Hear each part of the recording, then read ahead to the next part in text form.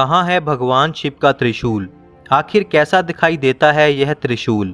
क्या महादेव का यह त्रिशूल आज भी धरती पर मौजूद है? यह एक सबसे बड़ा रहस्य है और क्या हम कभी इन रहस्यों को सुलझा पाएंगे? आज इन रहस्यों से पर्दा वेदों और पुराणों को खंगाल कर उठाएंगे।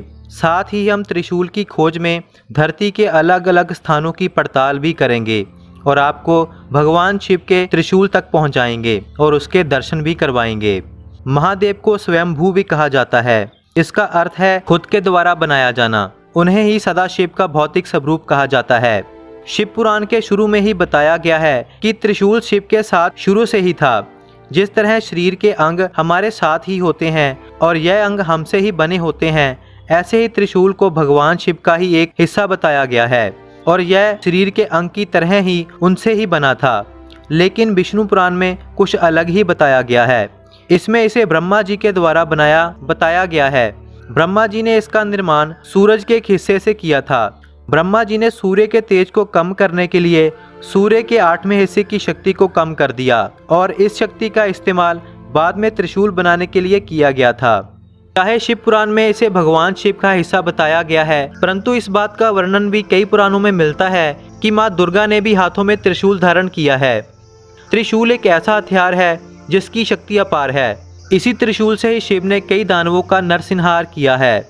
शिव के त्रिशूल का सामना ब्रह्मास्त्र से लेकर देवराज इंद्र का वज्र तक नहीं कर सकता था।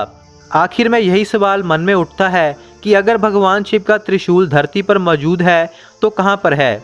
वैसे तो अनेकों ही जगहों पर इस त्रिशूल के मौजूद होने के प्रमाण हैं, मगर इसे वहां पर आंखों से नहीं देखा जा सकता। लेकिन उत्तराखंड के गोपीनाथ मंदिर में आप इस त्रिशूल को देख सकते हैं, जो कि 5 मीटर ऊंचा त्रिशूल है। यहाँ के लोगों का मानना है कि यही भगवान शिव का त्रिशूल है, जो तब से यहाँ पर गड़ा हुआ है जब इसे भगवान शिव ने कामदेव की तरफ फेंका था। देखने में तो यह अलग अलग धातुओं से बना लगता है, मगर इसमें किसी भी अलौकिक शक्ति का आभास नहीं होता। संसार की अन्य सभ्यताओं में भी त्रिशूल का वर्णन है।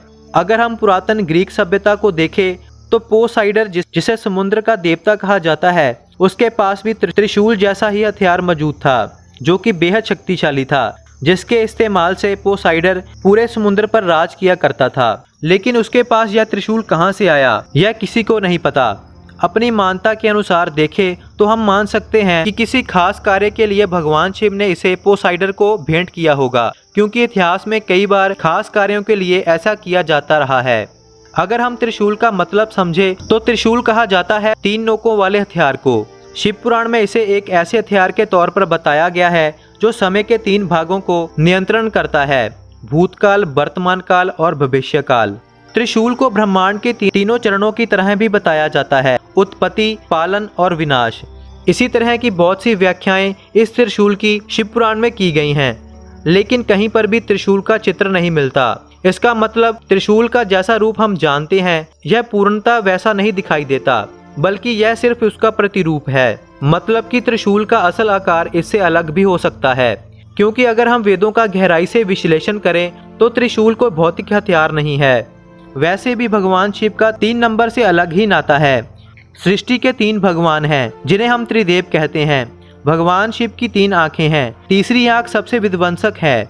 उनके हथियार त्रिशूल के भी 3 भाग हैं और इस सृष्टि को भी 3 भागों में बांटा गया है: भूतकाल, भविष्य काल और वर्तमान काल। इससे भगवान शिव काल को कंट्रोल करते हैं। इसीलिए त्रिशूल कोई भौतिक हथियार ना होकर शिव के 3 अंशों की शक्ति ही है, जिसे वह सृष्टि के किसी भी भाग पर असर करते थे और काल को कंट्रोल करते हैं। अगर हम भी शिव के इस त्रिशूल के दर्शन पाना चाहते हैं तो इसे भौतिक रूप में धरती पर ढूंढने की बजाय शिव के चरणों में ध्यान जोड़कर उस शक्ति का आभास कर सकते हैं।